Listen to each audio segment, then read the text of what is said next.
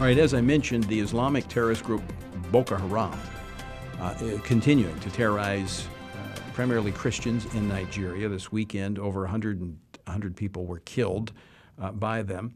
The government there seeming to be indifferent toward what has all the signs of genocide. What can be done? I mean, there's an important, and we're going to talk about this, the importance of this and why we should care. First off, it's believers, it's people being murdered, over 30,000 in the last decade.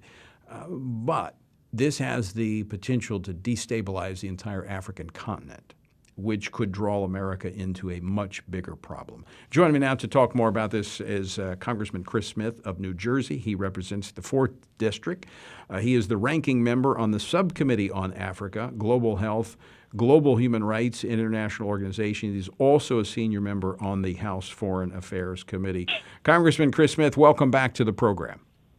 Tony, thanks for inviting me on. I appreciate it very much. Well, I want to start with Nigeria, but I want to move to China because I know these are two issues that you've been on top of. And as I was reading some of these articles, I was in a pending Biden administration, remembering back during the Obama administration how hard you and others had to fight just to get Boko Haram listed as a terrorist organization. Tony, it took 3 years. I had the hearings on it. I was chairman of the committee of the Africa Global Human Rights Subcommittee. And we would have Obama's top person, Johnny Carson was his name, the Secretary for Africa Affairs, testify. And he said things like the only reason or the only thing that Boko Haram was all about was trying to embarrass then Jonathan Goodluck, who was Goodluck Jonathan, I should say, who was the president. And I differed vigorously and said, one, they're waging a jihad. This is all about trying to promote at the barrel of a gun through an AK-47 and rape and all kinds of horrible things. They were trying to get people to change their faith. No, this is different. And it took me 3 years. I'm the one who introduced the bill to declare Boko Haram as a foreign terrorist organization, an FTO. And on the day I was marking up my bill, the very day it was announced by the State Department that they were going to designate Boko Haram a foreign terrorist organization. So we lost 3 years at least that we could have been tracking, trying to stop the flow of money for the procurement of munitions and bombs and the rest, because they had totally misread the religious persecution aspects of Boko Haram. They're a horrible organization. Now add the Fulani, which you know so much about, I know as well, and the killing spree that they have unleashed, 300,000 people displaced, and frankly, they have killed 6 times more people have been died than by Boko Haram. And the information coming out, including Bishop Kuka, is this is genocide. It's happening right now, a genocide. And the significance of this, I mean, obviously, as I mentioned, any human being suffering like this, I mean, this is targeting primarily of Christians. There is the country is almost evenly divided between Muslim and Christian, and there is this intense attack, the Fulani herdsmen kind of going after what there's some that say this is a occupational issue because you have the herdsmen who want access to land to graze their animals, and that's bringing them in conflict with the farmers who are predominantly Christian in their villages. And so people are writing this off as not being driven by religion but by scarcity of resources. What do you say to that? Well, I think that's just like Johnny Carson totally misreading the Boko Haram situation. It is a profound misreading of what the Fulani is all about. They have radicalized so many young, mostly men, to kill, to rape. They kill women as they do men. They are, they leave some survivors, according to multiple reports, after their killing spree, so the word will spread just how horrific their carnage is that they unleash.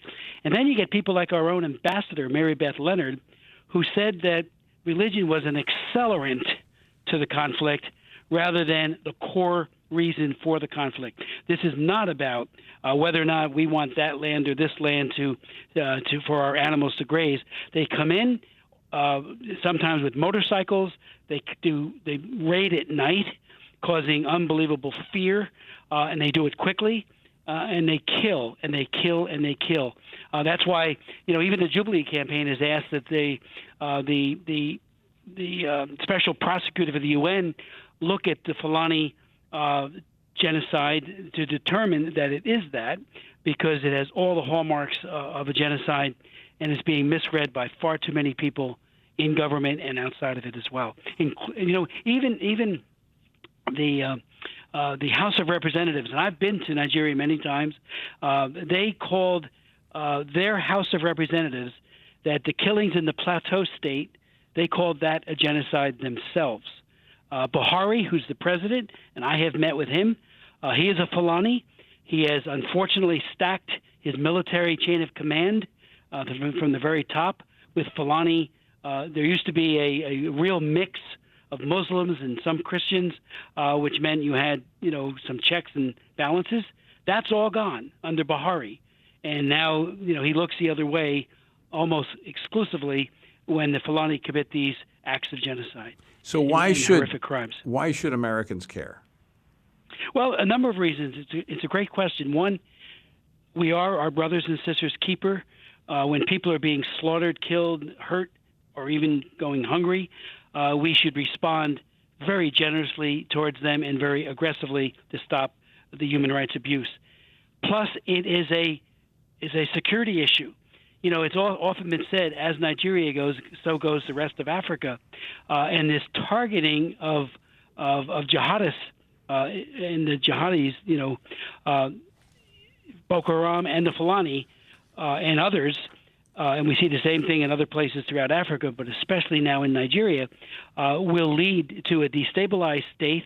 It will lead to more war, not less, more displaced persons, and the use of the military as a dictator would use the military, not for benign purposes, but for imposing a certain point of view. So, we want a stable, prosperous Africa, Asia, Central America, the United States. We want everywhere to prosper. This is the antithetical to that hope and dream, because then you get more chaos and more bloodletting and more death. So that leads me to my next question, Congressman Smith. What can America do? What should America do? Well, I think we need to do even more than we've done. The president has called on Buhari, again, the president, to do more. But I think, we need to use the Magnitsky Act, which I was the House sponsor of, which sanctions individuals with making them unable to use U.S. banks and engage in any kind of economic or commerce with the U.S., and also denies them a visa. It can have a very telling effect if it's used aggressively, and it's not really being used, frankly, with Nigeria. We need to get I know a lot of people don't like the International Criminal Court, the ICC, but they did look at Nigeria and issued a report.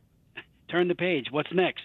And they did not, maybe because of the time of when they did it, call for crimes against humanity or for a prosecution based on that. You always remember that in Sudan, and I've met with Bashir, who is now in hiding, so to speak. I met with him, and all he wanted to do was to end the sanctions, and then to get himself off the indictee list for the International Criminal Court, because he was indicted for crimes against humanity. So it's important to have multiple ways of trying to hold these people to account. A legal action. I mean, in Yugoslavia, the killers there never thought, including Slobodan Milosevic, that he would ever be held to account. He died waiting trial, but he was in custody. And I think the more we push tribunals like that, even in Sierra Leone, Charles Taylor is serving 50 years. He's the former head of Liberia for his incredible crimes against humanity. They were just, they cut off people's arms and of course raped and killed, and he got young people all hyped up to do his killing. Well, he's never thought he would be held for crimes against humanity, and it was David Crane's court, the hybrid court, that was able to get that prosecution and that conviction. So I think the rule of law needs to be used aggressively, with either local courts or with the ICC or some other mechanism, and we need to use our own Magnitsky Act, and I think we need to ratchet up the diplomatic pressure. I'm going to hold a hearing on the 17th of December, just a couple of weeks, on Nigeria, and the focus will be this genocide, the Fulani gross deeds of terror that they have unleashed. And we will have the administration there, and also a private panel with individuals who are still working on that, to bear witness to this almost ignored genocide that's happening as we talk, you and I, Tony.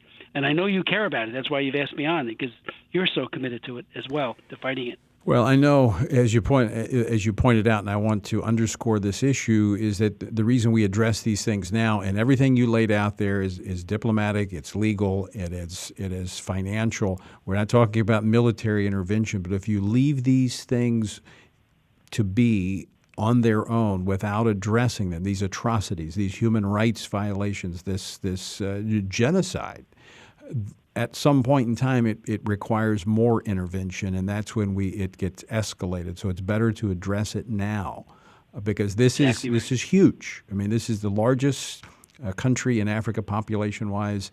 It, as you said, will destabilize not only Africa but even into Europe as people flee there. Almost out of time, but I got to ask you another question, because I want to move to China, another issue that you have been on for many, many years. But the Uyghur Forced Labor Prevention Act, which passed out of the House overwhelmingly, 406 to 3. Now you've got these major U.S. corporations like Coca-Cola, Nike, lobbying kind of either to water down the bill or against the bill. Does that surprise you? Not at all. One of the greatest disappointments I've had in 40 years of promoting human rights and humanitarianism in Congress is that the profit margin motive, and I'm all for profit, I'm a capitalist, but the profit motive cannot trump human rights. And, it was the whole MFN issue, most favored nation status, that all of these bigwigs in corporate America said, if you just trade more, they'll matriculate into a democracy. And that has absolutely not happened. I voted against it at the time to delink, and it was Bill Clinton who shamelessly delinked human rights from trade on May 26, 1994. It was an infamous day. Nobody remembers it, but I do. And now we have a situation where you've got slave labor camps, the most horrific oppression imaginable by Xi Jinping against the Muslims in the Xinjiang region, the Uyghurs as they're known, as you said. And the bill, which passed the House, would make it a presumption that we will accept no imports from that region unless it can be proved that they are not being, in whole or in part, made by gulag or concentration camp labor. And why would anybody be against that? Yeah. And yet they are. We know that we don't have access there. I want to go there. I want to do a site visit, and when COVID lifts, I'm going to make an all-out attempt to do so. Well, let me know. But I'll go with you. That would be great, Tony. I'd love it. But it's really a problem, and I'm just disappointed in the extreme with the bigwigs in corporate America saying, they should be on the front line of saying we want our workers' rights protected. Human rights should be for everyone, including people in faraway factories. Got to leave it there. Congressman Chris Smith, thanks so much for joining us. As always, great to talk with you, my friend. Thank you so much, Tony.